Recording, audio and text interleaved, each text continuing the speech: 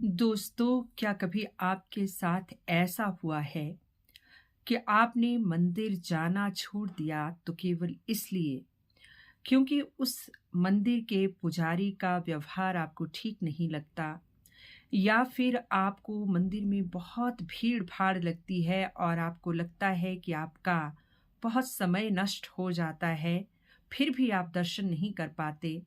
या फिर आपको लगता है कि वहाँ दर्शन हेतु भेदभाव किया जाता है, या प्रसाद के आवंटन में कुछ भेदभाव किया जाता है, तो आप उस मंदिर में जाना छोड़ देते हैं।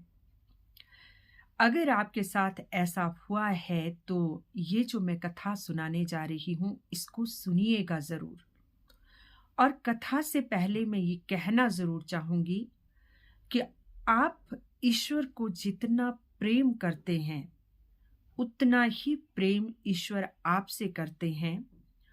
और जिस तरह आप रात्रि से सुबह होने का इंतज़ार करते हैं कि आपको अपने आराध्य से मिलने जाना है, तो उसी समय से भी आपके आराध्य भी आपके इंतज़ार में लग जाते हैं कि मेरा पुत्र या मेरी पुत्री मुझसे मिलने आने वाला है।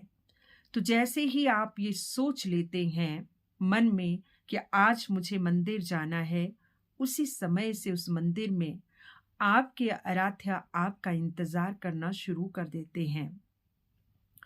तो इसी बात को लेकर, इसी प्रेम को लेकर और इसी रूठने मनाने को लेकर एक बड़ी सुंदर कथा है, जिसे सुनिएगा ज़रूर।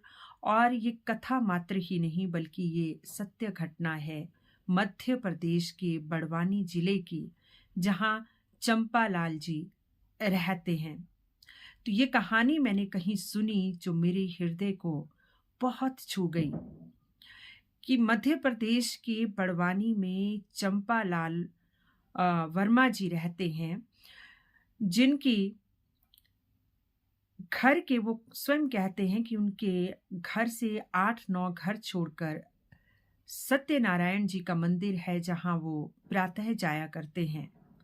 यही नहीं, जब उनके आस-पास गाँव में कहीं भागवत कथा भी होती है तो उसमें वो सुदामा का रोल भी करते हैं, जबकि पेशे से वो वेल्डर हैं। तो हुआ एक दिन ऐसे कि सत्यनारायण मंदिर के पुजारी ने चंपालाल जी को बुला भेजा। तो चंपालाल जी जब मंदिर जाते हैं पुजारी से मिलने, तो पुजारी उन्हें कहता है कि चंपालाल, कि तुम्हें मंदिर के छत पे पत्रे लगाने हैं, वेल्डिंग करनी है। जबकि सारा सामान पत्रा वगैरह और अन्य सामग्री मैं ले आया हूँ, तुम्हें सिर्फ वेल्डिंग का काम करना है। और जब तुम्हारा काम हो जाएगा तो मजूरी बता देना, या तो पहले ही बता दो। तो चंपालाल सत्यनारायण के भक्त थे और उन्होंने कहा कि भगवान का काम है, इसमें क्या मोल भाव करना है, तो चलो काम शुरू कर देते हैं। जब काम खत्म हो जाएगा तो जैसे आपको ठीक लगे आप मजूरी दे देना। तो उस दिन से चंपालाल ने मंदिर की छत में पतरा लगाने का काम शुरू कर दिया। कुछ दिनों बाद जब पतरा लगाने का काम पूरा होने लगा तो एक पतरा कम पड़ गया। तो चंपालाल जी ने पुजारी से कहा कि पुजारी जी, एक पतरा कम पड़ गया है, तो कृपया एक पतरा ला दीजिए। तो पुजारी कहते हैं कि चंपालाल देख, मैंने तुझे पहले ही जरूरत से ज्यादा सामान दिया था, ये कम कैसे हो गया, कि जरूर तुमने कोई गड़बड़ की होगी। तो चंपालाल सुन के दुखी हुए, कहते हैं कि पुजारी जी, मैंने कोई गड़बड़ नहीं की, मंदिर के काम में भी कोई गड़बड़ करता है क्या? बस काम करते करते एक पतरा कम पड़ गया है, वो पतरा ला दीजिए, काम पूरा हो जाएगा। तो पुजारी कहते हैं कि नहीं, तूने गड़बड़ जरूर की है, पतरा तो मैं ला दूंगा, लेकिन उसकी कीमत मैं तेरे मजूरी से काटूंगा। तो चंपालाल जी कहते हैं कि ठीक है, काट लीजिएगा, लेकिन मेरे भगवान जानते हैं कि मैं गलत नहीं हूं और मैंने कोई गड़बड़ नहीं की है। आपको अगर लगता है कि मैंने गड़बड़ की है तो जरूर मजूरी काट लीजिएगा। तो पतरा जब पुजारी जी लाए और चंपालाल जी ने पतरा लगा दिया, काम खत्म हुआ तो पुजारी ने मजूरी तो दे दी, लेकिन उससे एक पतरे के पैसे काट लिए। तो ये देखकर चंपालाल बहुत दुखी हुए और उन्होंने पुजारी से कहा कि पुजारी जी, आगे से मुझे मंदिर के काम के लिए ना बुलवाइएगा, जिस पे आप विश्वास करते हैं उसी को बुलाए। और ऐसा कहकर चंपालाल वहां से चले जाते हैं। जब वो वहां से चले जाते हैं, चंपालाल जहां की वो सत्यनारायण के मंदिर रोज आया जाया करते थे, अब उन्होंने पुजारी से नाराज होकर मंदिर आना जाना छोड़ दिया और इसी तरह से कई महीने बीत गए।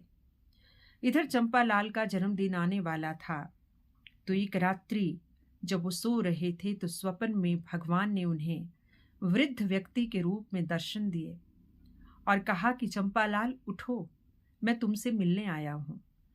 तो चंपालाल उठते हैं, देखते हैं कि सामने ईश्वर हैं। तो कहते हैं कि तूने मुझसे मिलना क्यों छोड़ दिया, कि तेरी नाराजगी तो पुजारी से है, तू पुजारी से बात मत कर, उससे मत मिल, लेकिन तू मुझसे मिलने रोज आता था और तू रोज सोचता है कि मुझे मंदिर जाना है, अपने प्रभु से मिलना है, लेकिन मैं उस पुजारी की वजह से मंदिर नहीं जाऊंगा। ये कैसा हट। तू जब भी मुझसे मिलने का ध्यान करता है तो मैं तेरा इंतजार करना शुरू कर देता हूं, लेकिन तू है कि आता ही नहीं।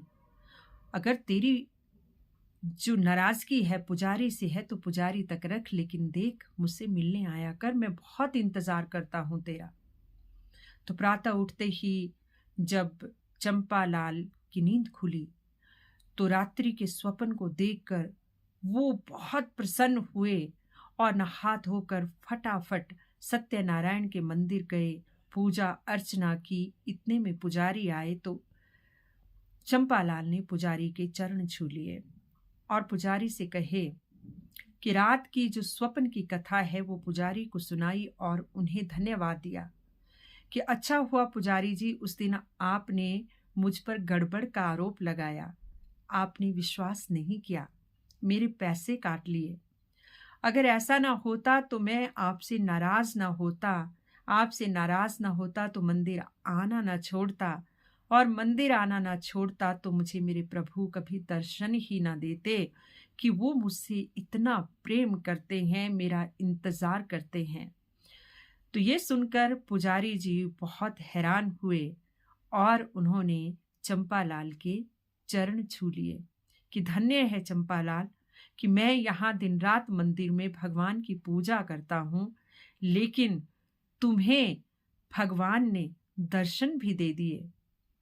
तो दोस्तों, इस कथा से हमें ये शिक्षा मिलती है कि हम ही ईश्वर से प्रेम नहीं करते, ईश्वर भी हमसे प्रेम करते हैं।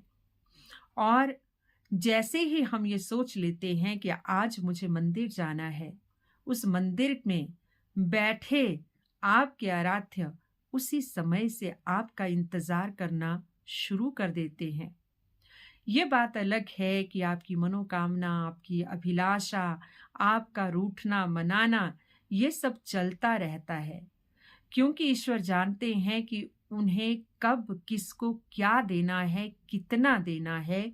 बहुत सारे कर्मों का लेखा भी होता है, लेकिन आपको अपने कर्मों के हिसाब से जो मिले आप उसमें प्रसन्न हो ना हो, लेकिन ईश्वर आपका इंतजार कर रहा है और ईश्वर आपसे प्रेम कर रहा है, तो आपकी अभिलाषाओं, आपकी मनोकामनाओं, आपकी इच्छाओं से बहुत ऊपर है।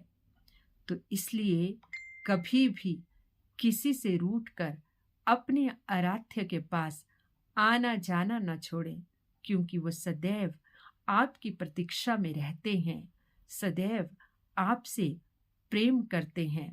राधे राधे।